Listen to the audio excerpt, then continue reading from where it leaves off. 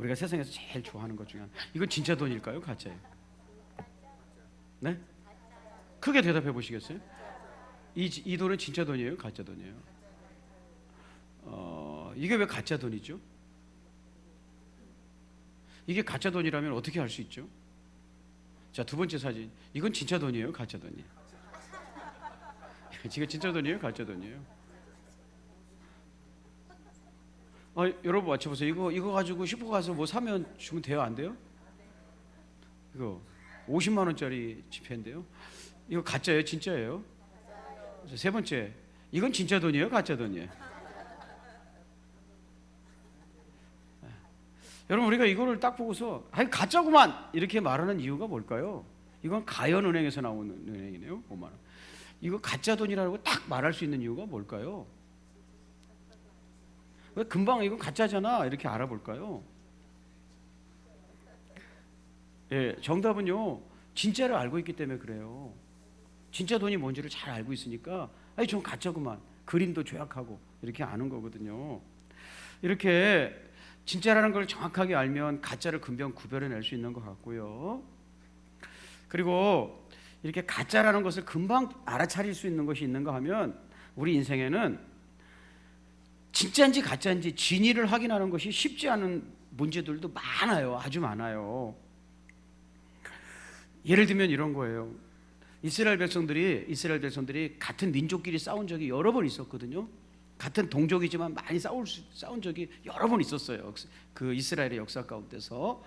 그러면 이제 같은 말을 쓰고 같은 동족이니까 서로 동족이 서로 싸우게 될 경우 저 사람이 내 적인지 우군인지 어떻게 알아봤냐면 이렇게도 알아본 적이 있었다네요. 사사기 12장 5절에서 6절입니다. 제가 읽어볼게요. 이렇게 알아봤대요. 아주 비극적인 사건 중에 하나인데요. 길르앗 사람들은 에브라임 사람을 앞질러서 요단강 나루를 차지하였다. 길르앗 사람들과 에브라임은 이제 같은 동족인데 전쟁을 하는 거예요. 도망치는 에브라임 사람이 강을 건너가게 해달라고 하면 길르앗 사람들은 그에게 에브라임 사람이냐고 물었다. 에브라임 사람이냐고, 그가 에브라임 사람이 아니라고 하면 아닙니다, 우리 에브라임 사람 아닙니다 하고 하면 그에게 쉬볼렛이라는 말을 발음하게 하였다. 그러나 그가 그 말을 제대로 발음하지 못하고 시볼렛이라고 발음하면 길르앗 사람들이 그를 붙들어 요단강 나루터에서 죽였다. 이렇게 하여 그때 죽은 에브라임 사람의 수는 42,000이나 되었다. 이 목숨을 걸고 이제 알아보는데 에브라임 사람들은 사투리를 썼는데 쉬볼렛이라는 발음을 잘 못했나 봐요. 그래서 발음해봐 그래가지고 쉬볼렛 이렇게 발음 못하고 시볼렛 이러면 너 에브라임 사람이네 하고 다짜고짜 죽였다는 거예요. 마치 우리 경상도 분들에게 쌀 해봐라 그래가지고 살 그러면 죽이는 것처럼. 정확한 비유는 아니지만 예를 들면 그런 식이었다는 거죠. 그래서 발음을 가지고 찾아냈다는 거예요. 저 사람이 에브라임 사람인지 우리 우군인지를 찾아냈다는 거예요.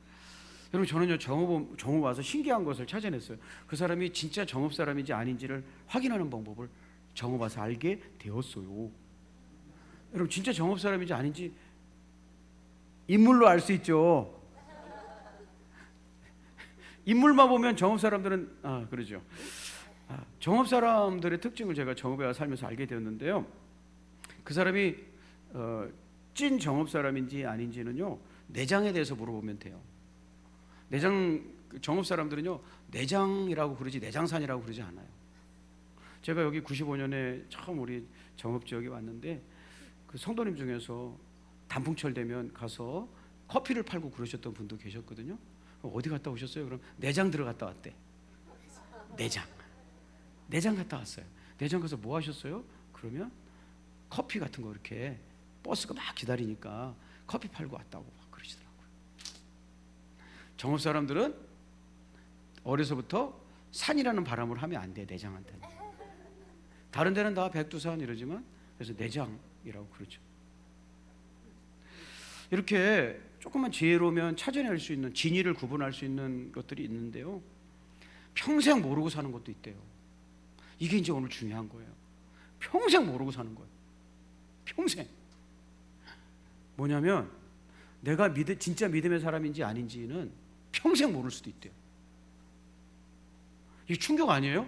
근데 이걸 어디 가서 알게 되냐면 천국 가서 알게 된대. 내가 믿음의 사람이 아니었구나를 천국 가서 알게 되는 사람도 있대요. 이 충격이 아니에요. 제가 그 말씀을 읽어보겠습니다. 그래서 오늘 하나님 말씀을 함께 들어보는 거예요. 창세기 13장 47절에서 50절인데요.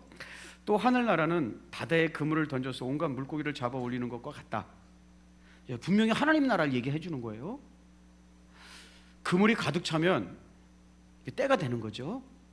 해변에 끌어올려 놓고 앉아서 좋은 것들은 그릇에 담고 나쁜 것들은 내버린다. 이게 천국이래요. 하늘나라래요. 세상 끝날에도 이렇게 할 것이다. 거 봐요. 우리 주님 해주신 말씀이에요. 왜요? 천국 문 앞에서 내가 가짜라는 거 밝히지 않도록 해주는 얘기예요. 천사들이 와서 의인들을 사이에서 악한 자들을 가려내는 것이 하나님의 나라다. 의인들 중에서 악한 자를 가려내는 게 하나님 나라다. 여기서 의인은 뭘까요? 지금으로 말하면 교회 다니는 사람이에요. 물고기, 그물 안에 있는 이 그물은 천국 백성을 만드는 거잖아요. 그물을 건졌어요. 근데 거기에 나쁜 것도 있는데 그걸 악인이라고 부르셨어요. 어디서 골라낸다고요? 의인들 중에서 골라낸다. 우리식으로 번역해서 말씀드리면 교회 다니는 사람 중에 악인들이 있다는 거예요.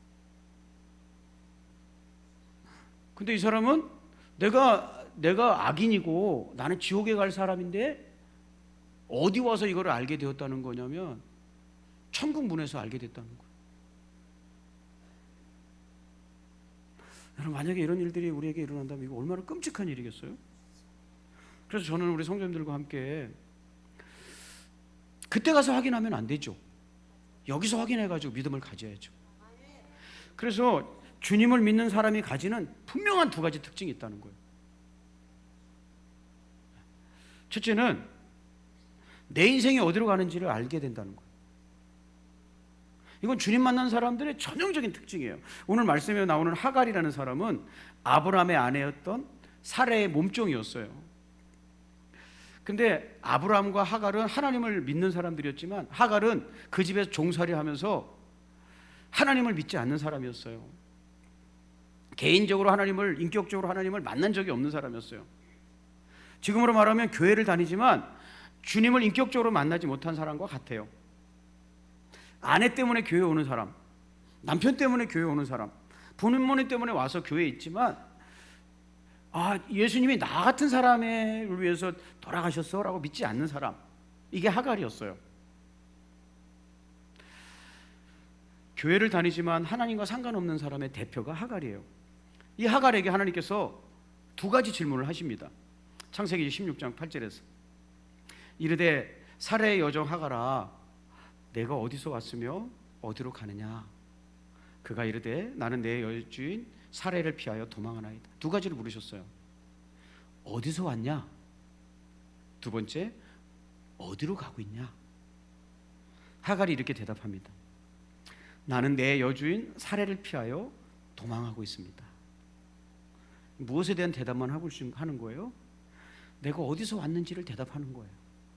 내가 어떻게 살고 있는지, 어떻게 살아오고 있었는지 이걸 대답하는 거예요. 먹고 살기가 힘드네요. 정읍시에서 살고 있었습니다. 이렇게 대답하는 거예요. 그런데 하나님이 물으신 두 번째 질문, 넌 그러면 어디로 가고 있느니? 이걸 대답을 못하는 거예요.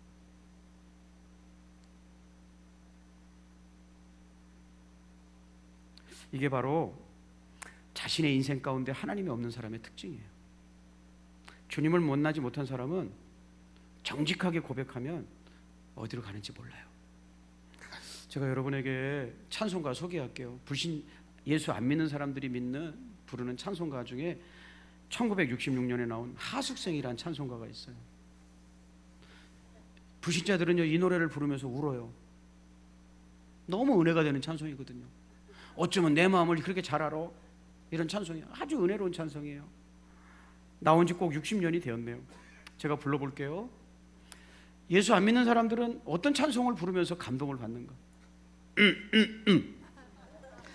인생은 나그네기 어디서 왔다가 어디로 가는가? 구름이 흘러가듯 떠돌다 가는 길에 정일랑 두지 말자, 미련일랑 두지 말자. 인생은 나그네기 구름이 흘러가듯. 막걸리는 줘봐. 정처없이 흘러서 간다. 얼마나 은혜로워요. 근데 뭐라고 고백해요? 어디로 가는지 모르겠어. 정처없이 떠도는 거예요. 그래서 울어요. 야, 어떻게 내 인생을 이렇게 잘 알아? 주님 못 만난 사람은요, 죽어서 어디로 가는지, 내 인생은 앞으로 어디로 인도받는지 몰라요. 그래서 주님이 이렇게 말씀하셨대요. 창세기 16장 9절 10절. 여호와의 사자가 그에게 이르되 내 여주인에게로 돌아가서 그 수하에 복종하라. 여호와의 사자가 그에게 이르되 내가 내 씨를 크게 번성하여 그 수가 많아서 셀 수 없게 하리라. 뭐라고요? 돌아가서. 하갈이 가야 할 삶의 방향과 목적지를 주님이 일러주는 장면이에요. 하갈은 주님의 말씀을 신뢰한다면 이제 내가 어디로 가야 되는지를 알게 되었어요. 그렇죠. 주인을 떠나서 도망왔는데 어디로 갈 줄 알겠어요. 그런데 돌아가라는 거예요. 사랑하는 여러분, 우리는 예수님을 만난다는 건 내 삶의 최종 목적지가 어딘지를 알게 되는 거예요. 우리는 예수님 손을 붙잡고 천국에 가는 거예요. 여러분도 거기 함께 가고 있는 줄로 믿습니다. 네. 두 번째는 내가 무엇을 하고 살아야 되는지를 알게 되는 거예요. 이건 하나님 만난 사람들의 전형적인 특징이에요. 창세기 16장 9절부터 10절 다시 한번 읽어볼까요? 자, 시작. 여호와의 사자가 그에게 이르되 내 여주인에게로 돌아가서 그 수하에 복종하라. 여호와의 사자가 또 그에게 이르되 내가 내 씨를 크게 번성하여 그 수가 많아 셀 수 없게 하리라. 아멘. 여러분, 하갈은요 그 주인이 무서워서 도망갔다고 6절에 읽었잖아요. 학대하니까. 그런데 하나님은 그 여주인 사라에게 다시 돌아가래요. 그리고 가서 열심히 복종하면서 살아보래요. 너 억울하겠지만 그렇게 하래요. 하나님이 그렇게 살면 너 억울하지? 너 그것 때문에 도망왔지? 근데 그렇게 가면 내 씨를 크게 번성하여서 그 수가 셀 수 없게 많이 늘어나게 한다는, 이게 아랍인의 탄생이거든요. 아랍 사람들의 탄생이거든요. 그러니까 이건 아브라함에게 주신 축복이기도 하거든요. 그걸 지금 하갈이 받고 있는 거예요. 하갈은 하나님을 만나서 어디로 가야 되고 그리고 가서 어떻게 살아야 되는지를 알게 되었어요. 그렇게 살면 이게 축복된 삶이 되게 하겠다는 거예요. 여러분, 만약에 여러분이 하갈이었다면 가겠어요? 싫어서 도망쳐 나왔는데, 그런데 하나님 보시기에 하갈이 도망쳐 나온 그곳이 하갈에게는 축복의 땅이었던 거예요. 그러니까 여기서 두 가지 교훈이에요. 나는 여기서 절대 살 수 없어 라고 내린 내 결정이 어쩌면 하나님이 주시려고 하는 축복을 가로막는 그런 판단일지도 모르겠어요. 하갈의 판단대로 살면 떠돌다 죽는 거죠. 많은 백성의 어머니가 되는 게 아니라 죽는 거죠. 그래서 내 판단이 나 이렇게 살 거야, 난 이게 내게 제일 좋은 방법이라고 생각해 라고 한 그 결정이 어쩌면 축복의 기회를 놓치게 할 수 있다는 것. 두 번째는 내가 이 세상에서 축복의 사람으로 살고 사명을 감당하기 위해서는 어쩌면 내가 하고 싶지 않은 일을 해야 될 때가 있다는 거죠. 여러분, 내가 하고 싶은 일을 하는 거는 절대 사명이 아니에요. 내가 징글징글해서 떠나온 그곳으로 가는 것, 그게 사명이야. 아마 여러분 같으면 하나님 말씀이 없었다면, 또 하갈도 그렇고요, 하나님 말씀이 없었다면 절대로 하나님이 축복해 주려고 하는 그 땅인 사례의 품으로 다시 돌아가지 않았겠죠. 절대는 가서는 안 될 곳이라고 판단했겠죠.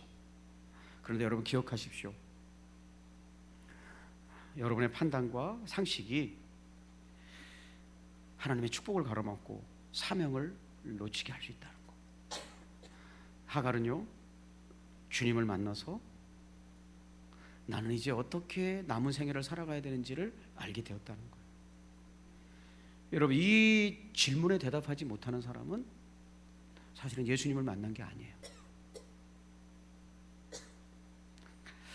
여러분, 저는요 오늘 이렇게 주님을 만나십시오 권면하면서 말씀을 정리하려고 합니다. 하갈은요 이렇게 주님을 만났어요. 주님을 만난다는 건 이런 뜻이었어요. 자, 마지막인데요, 창세기 16장 13절 같이 읽을까요? 시작. 하갈이 자기에게 이르신 여호와의 이름을 나를 살피시는 하나님이라 하였으니 이는 내가 어떻게 여기서 나를 살피시는 하나님을 배웠는고 함이라. 아멘. 나 같은 사람도 하나님이 돌아봐 주시네. 하나님이 나에게는 관심 없는 줄 알았더니 그게 아니구나. 그분은 나의 하나님이기도 하구나.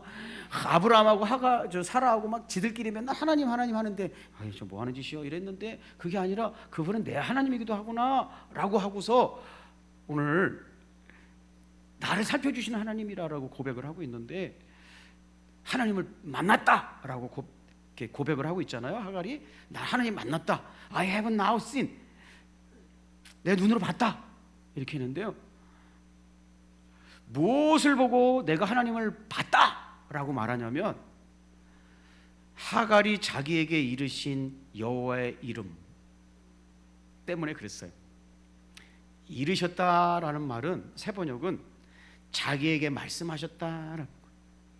그러니까 하갈이 나는 하나님을 봤다, 난 하나님을 만났다 이렇게 고백하는 것은 그가 그에게 해주시는 하나님의 말씀을 알게 되었기 때문에 하는 고백이에요. 그러니까 하나님을 만난다는 것은 눈으로 보는 게 아니에요. 여러분, 다음 주에 우리 신앙에 대해서 생각을 해볼 텐데, 신앙은 꿈에서 예수님을 만나는 게 아니에요.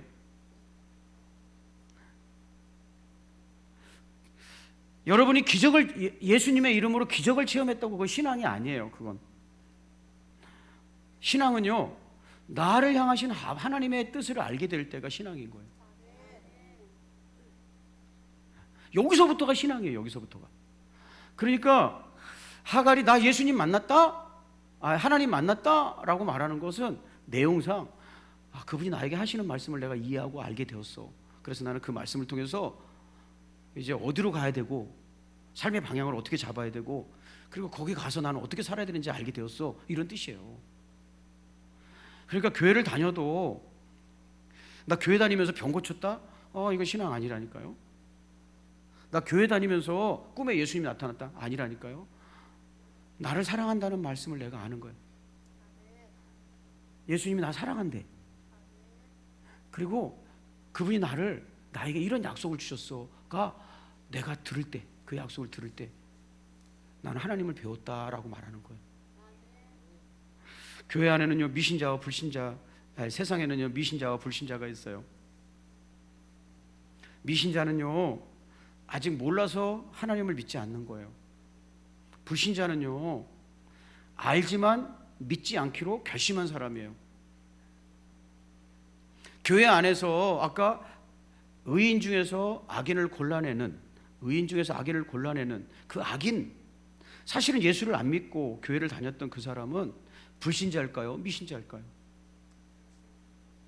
불신자는요 교회를 다니지 않아요. 예수님에 대해서 알아요. 예수님이 자기를 사랑한다는 말씀이 성경에 있다는 걸 알아요. 그러나 믿지 않는 게 불신자예요. 나는 그런 게 다 허탄한 소리라고 생각해서 믿지 않는다라고 결정한 것이 불신자예요. 그런 사람은 당연히 교회도 다니지 않겠죠. 미신자는요, 여러 가지 이유 때문에 교회를 와요. 근데 하나님의 말씀을 인격적으로 들은 적이 없기 때문에 모르는 거예요. 내가 어떻게 살아야 되고 어떻게 가야 되고 이런 걸 모르는 거예요. 그런 사람이 미신자죠. 교회 안에는 미신자들이 있다는 거죠. 미신자는 하나님의 뜻을 잘 배우고 알아야 삶의 방향을 정하고 해야 될 일을 발견하는 그리스도인이 된다는 거예요. 사랑하는 여러분, 나에게 정말 제가 일부 때는 이런 말씀을 안 나눴는데 하갈은 참 정직한 사람이었던 것 같아요. 여러분은 죽으면 어디로 가는지 정말 대답할 수 있습니까? 내가 예수님을 만났기 때문에 나는 오늘도 어떻게 살아야 되는지를 알고 계십니까? 교회 다니지만 모를 수 있다는 거예요. 그게 미신자라는 거예요. 하나님 말씀 배우셔야 돼요. 그래서 하나님 말씀이 나를 이렇게 이끌어 가시는 거라를 깨닫게 될 때 그 사람이 크리스찬이 되는 거거든요. 네. 하나님의 은혜가 있어서 우리 다 같이 일어나셔서 마지막 찬양 부를 텐데 우리 찬양단 좀 같이 나오시고요. 찬양단 나오시는 동안에 우리 귀한 성도님들과 함께 마지막으로 하나님 앞에서 고백할 찬양 에바다를 가사를 좀 읽어볼게요. 깜깜한 인생길을 걸어가다 보니까 내 영혼이 어두워져서 어느 것이 길인지 어느 것이 옳은 것인지 아무것도 몰랐다는 거예요. 주님 없이 살아가는 모든 삶 늘 지치고 넘어져 있었다는 거예요. 그런데 사랑하는 내 주님이 내 눈을 뜨게 했다는 거예요. 여러분, 눈을 뜨는 건 진리의 말씀을 알게 되는 걸 말하는 거거든요. 우리 마지막으로 찬양단과 함께 박수하면서 이 찬양 고백하고 우리 천국에서 만날 것을 소망하고 약속하는 복된 파송의 자리 됐으면 좋겠습니다. 자, 박수하면서 고백해 볼게요.